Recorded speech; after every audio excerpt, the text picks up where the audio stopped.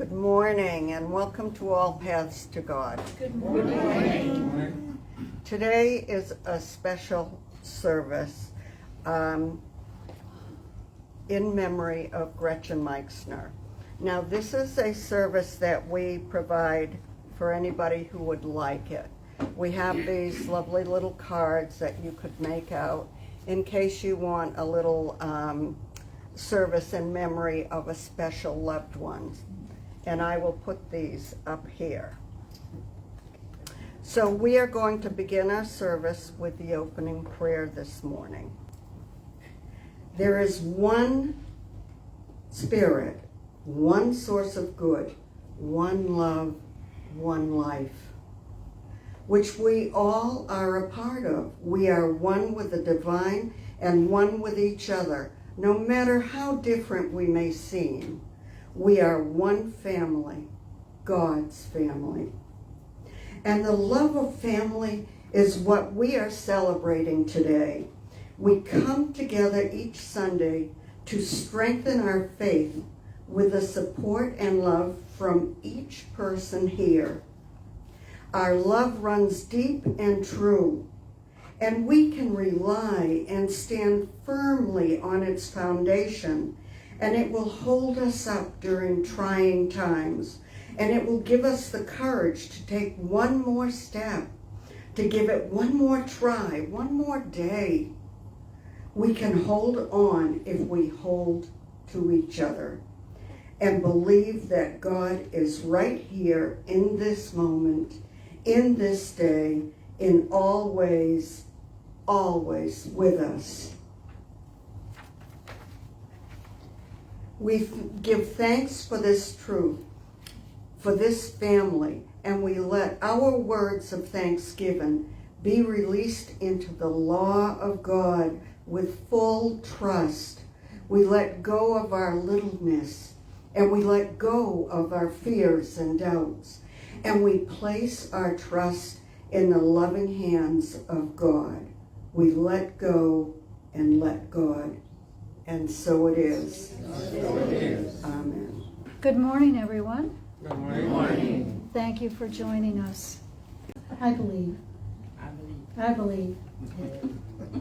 Today, October 29th, 2023. At the request of the Meixner family, All Paths to God dedicates our worship service to Gretchen Meixner. We will continue holding Gretchen and the Meixner family in a consciousness of God's blessing, knowing Gretchen is wrapped in God's infinite love and light, and her family is held in our hearts and prayers as they continue to navigate life without her.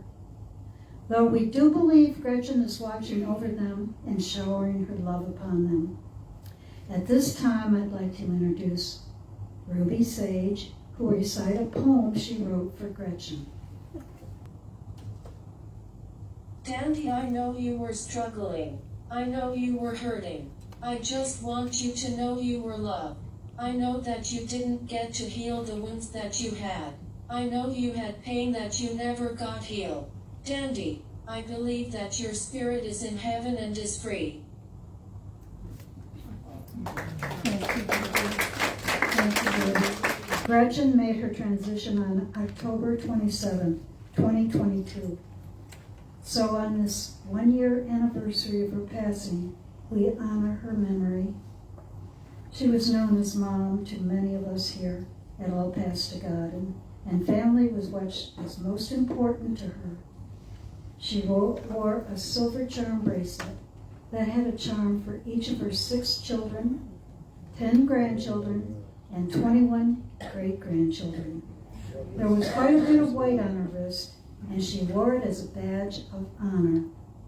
She loved to boast about how many family members would be joining her and David for their anniversary.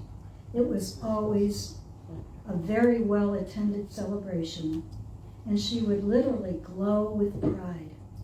Their last celebration was their 80th wedding anniversary.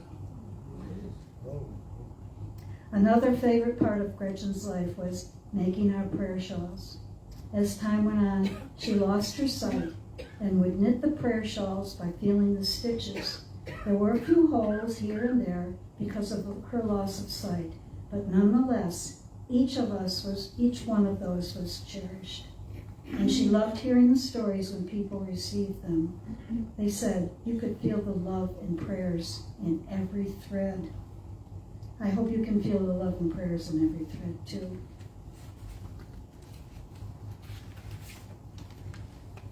Looking out and seeing all of you wearing your prayer shawls is quite a sight to see, and I'm sure she is loving it.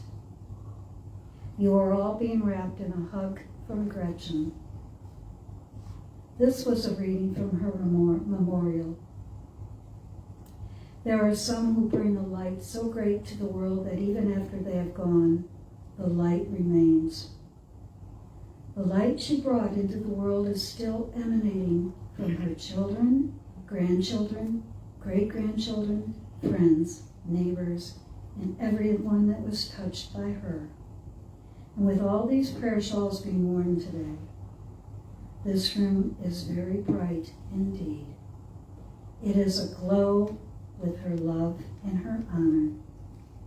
Thank you for being part of Gretchen's legacy. I can feel it. I can feel it. Oh, your presence. Oh, your presence. I can feel it. I can feel it. Oh, your presence.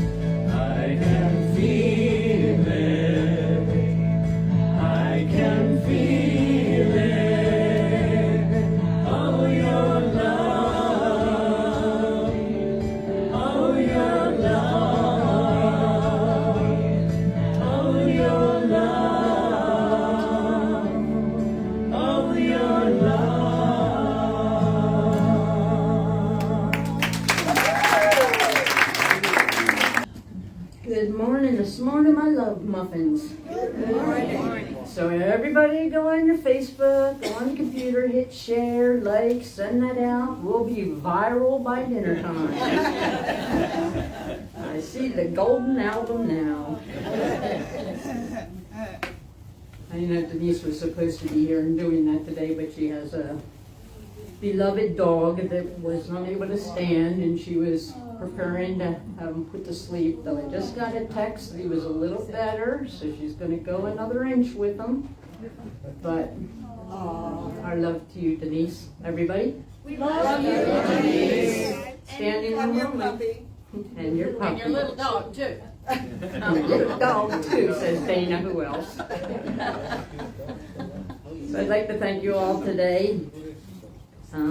My family, for their support as we inch through this anniversary, and for the very sizable donation from my siblings and my nieces and nephews. Thank you very much. For a choir that we're so familiar with now that we can call them in the late night and say, guess what, we want you to sing tomorrow. And they show up and sing. God bless you. And for Reverend Jen back from the pyramids in Egypt, and Reverend Donna for picking up for Reverend Denise today, and for our poet, Rue, my good friend and good buddy, and for my mother and her legacy of love. Everybody that has a prayer shawl on that is hot, you're welcome to take it off now. Thank you for wearing it. But for her legacy of love, she knit the average of, what was it? I think we figured out when all was said and done, it was like 1,220 prayer shawls or something. We have sent them all over the country, and we still have a little store, and we encourage you that if you ever have a family or friend in need, to please make a request, and we ship them out. We have some lovely, lovely stories. Somebody sent one to their brother, somebody in here, who was kind of vacuous, not really very God-oriented because he was having surgery. And he had the surgeon figure out a way to approve having the prayer shawl in the OR with him. And then we just got story after story after story of what it means. And what does it mean? Love. It means that there's a consciousness out there that's holding you in the highest. And last weekend I spent with Maya and Ruby, and Ruby told me she had written my mother a poem, and I asked her if she'd be willing to share it. And to be honest, I was kind of expecting something along the lines of roses are red and violets are blue, and I love you, Dandy, and I know you love me too. And so when she came up with this, I know you were hurting, and I know you were suffering, and I know that your wounds weren't healed, but I want you to know you were loved. I said, oh my God, that put a lump in my throat. Then the next second, I was dissolved.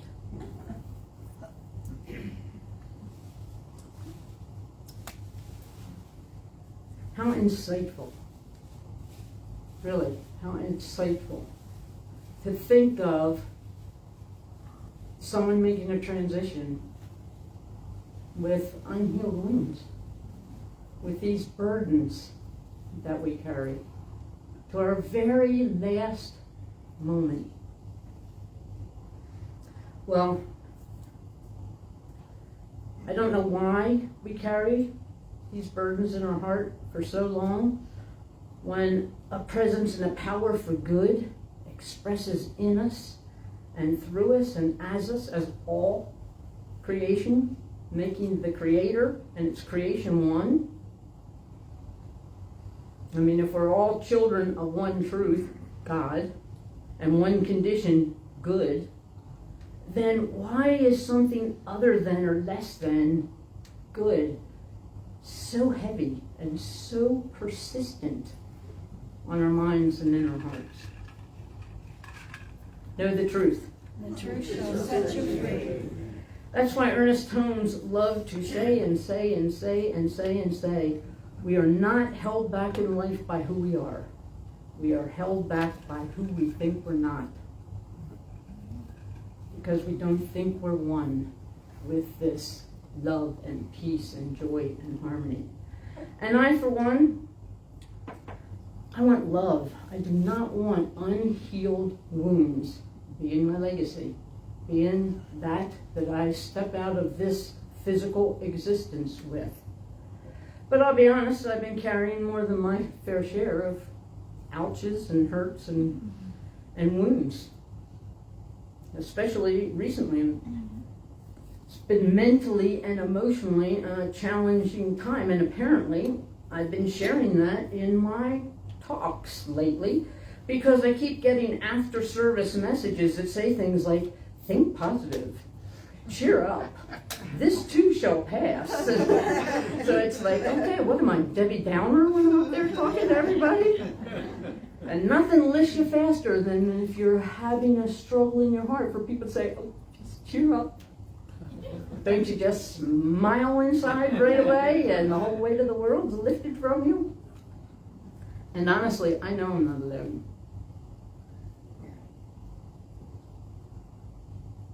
I've had people come up to me with after service messages lately saying, I can't believe in the good of people. Not when I look around the world and see what's happening. How can you believe in this good of everyone? How's that possible? I had someone say I couldn't even come to church. I was so devastated by what was happening in Jerusalem, Palestine. I couldn't even come and attend. I couldn't even hear. It's all God, and it's all good. So I'm not alone in carrying some weight that is a challenge for us spiritually, because how do you practice a belief and react to a circumstance that's challenging at the same time when they seem like opposing forces? Sometimes I honestly ask myself, how do you stand up here as a minister and profess to believe when my own practice is compromised by life happenings all around me? When I feel and watch myself just be reduced to a bundle of tears. I shared with my good friend Donna last week that my brother's wife, whose name was Donna, passed many years ago.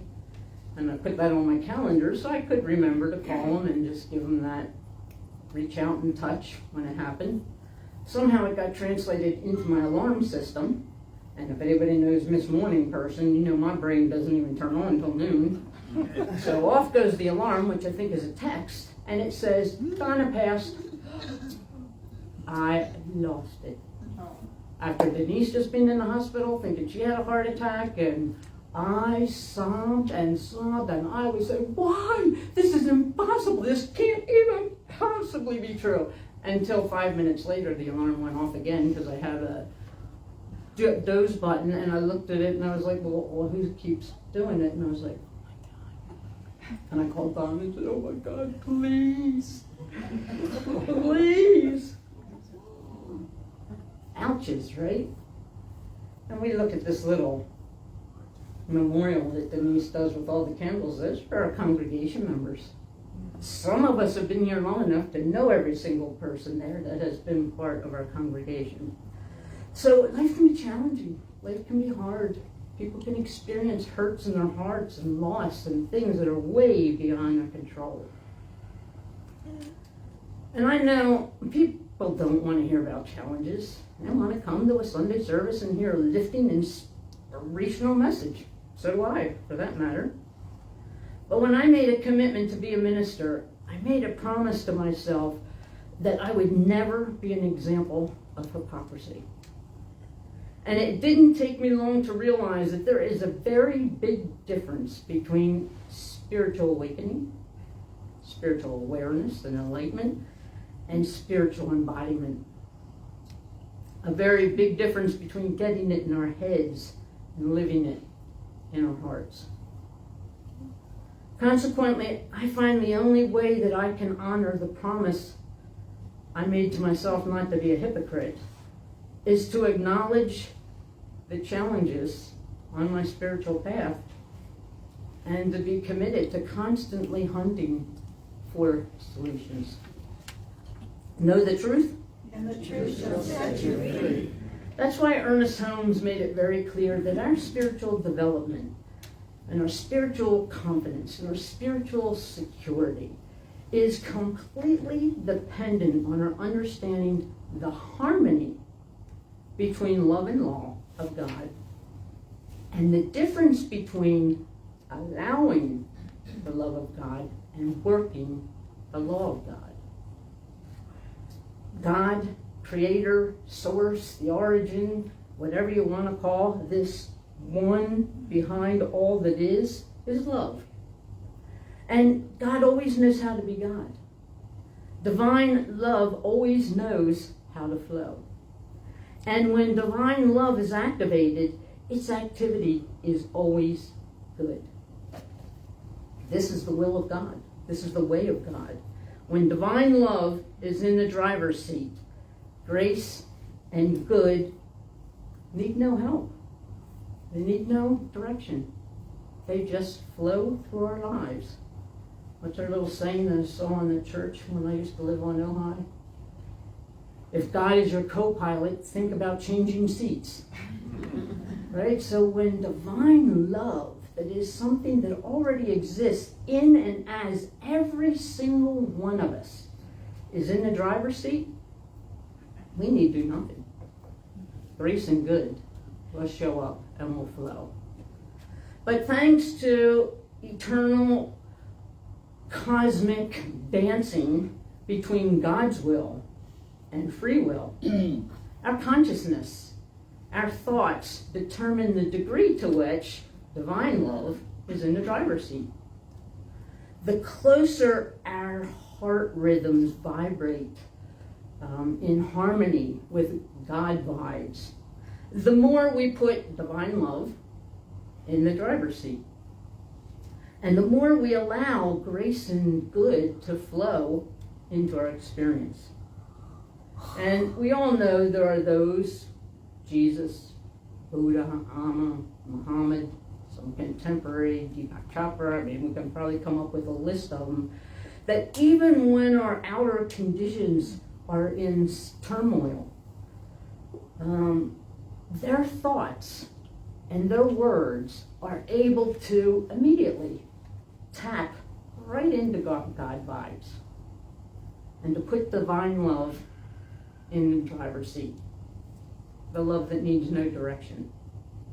But many of us, when we're faced with turmoil, when we're faced with loss, when we're faced with hurt, when we're faced with frustration, when we're faced with confusion, many of us can't generate thoughts and feelings that tap right into those God vibes. We can't put that divine love right in the driver's seat.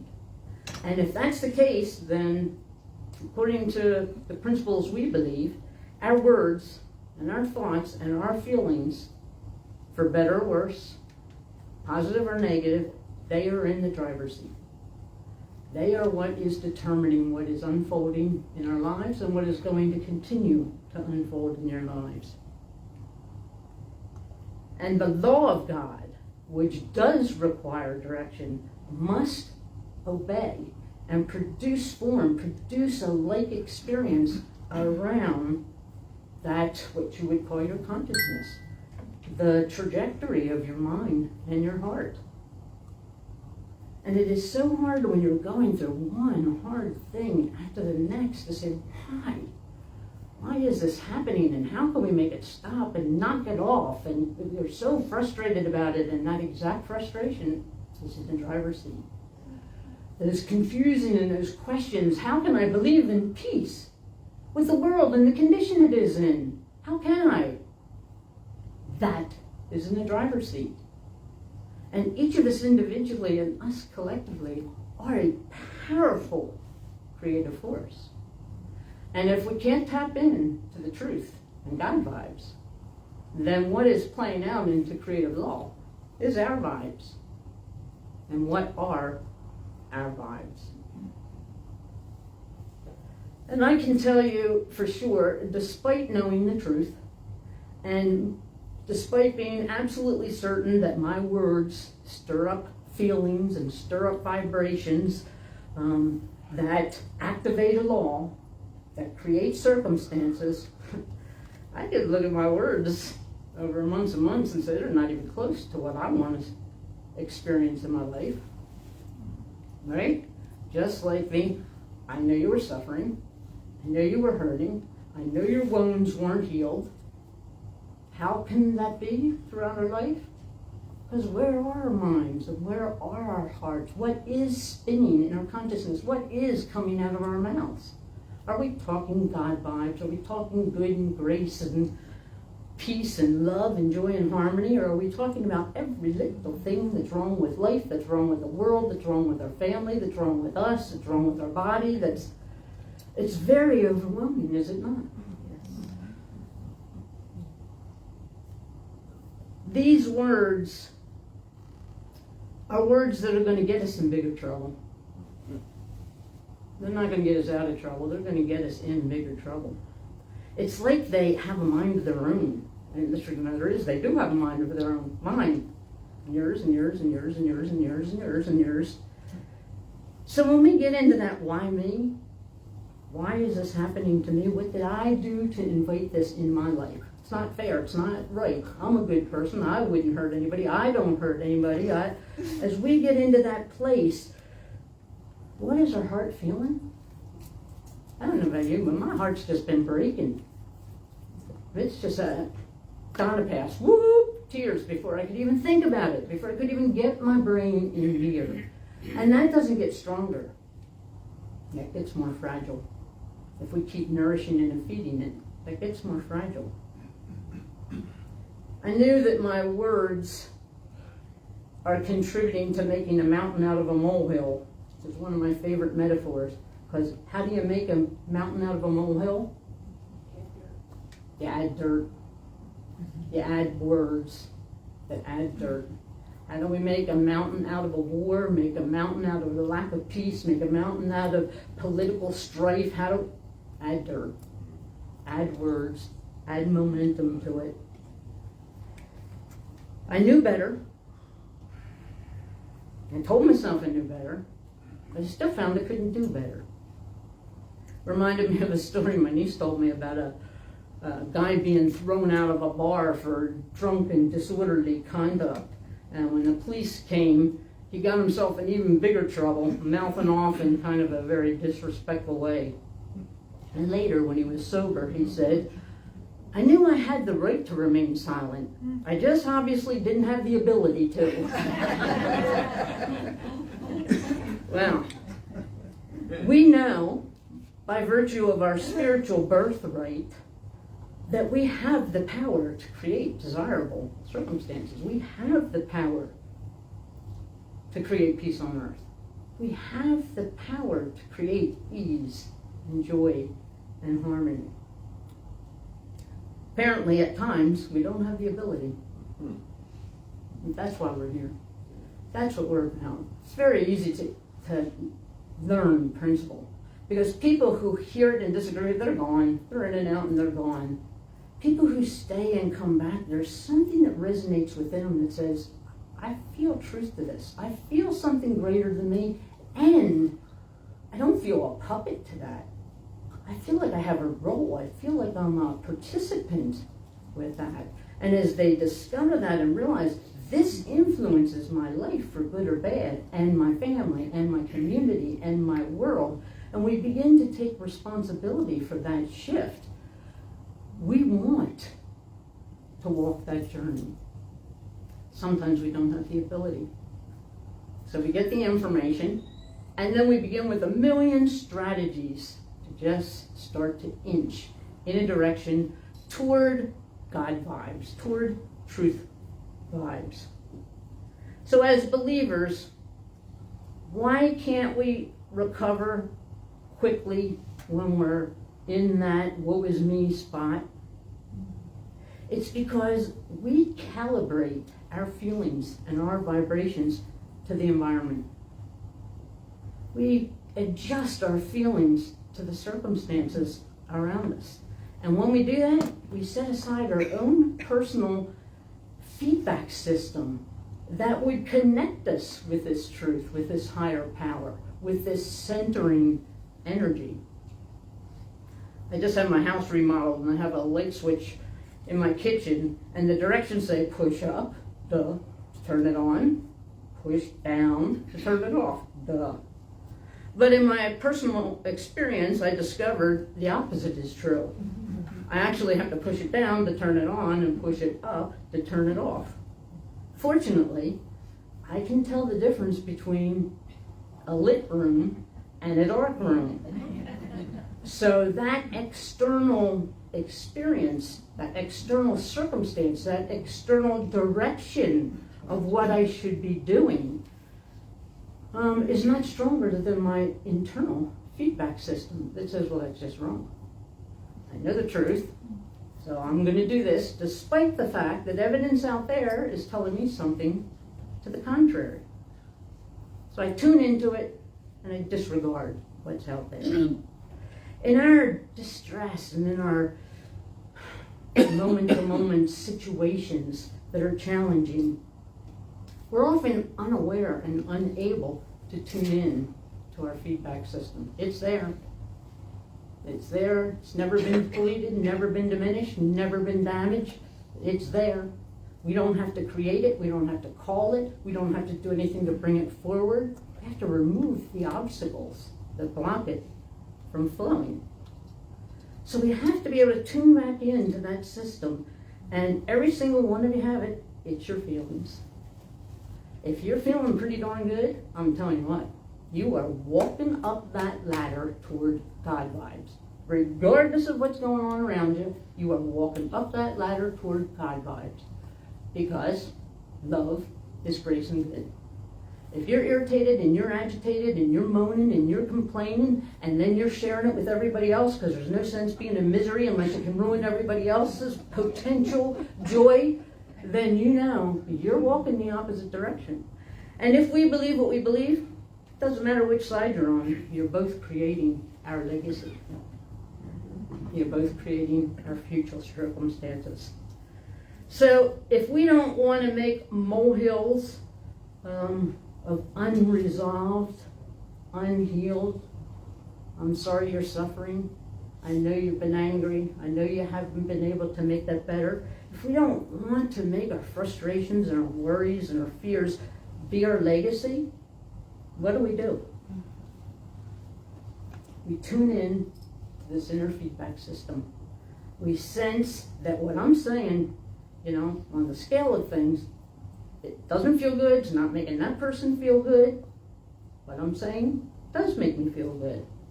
And we know that our circumstances, whether they're tragic or trying or terrifying, whatever they are, they don't make us.